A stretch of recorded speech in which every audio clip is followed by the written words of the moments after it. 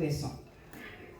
And இந்த படம் ஒத்துக்கிட்டு இவங்களோட ஒர்க் பண்ணுறது வந்து it is my way of saying that these ladies, and over here I will say especially the lady behind bringing this entire project to the screen, சமந்தாக்கு மிகப்பெரிய பாராட்டு வந்து கிடைக்கணும்.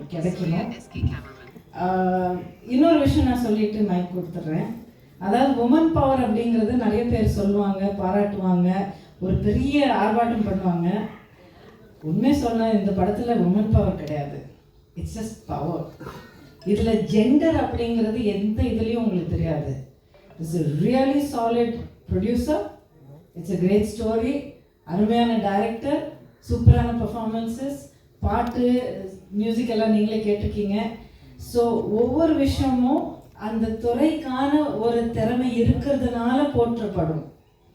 ஒரு ஜெண்டரை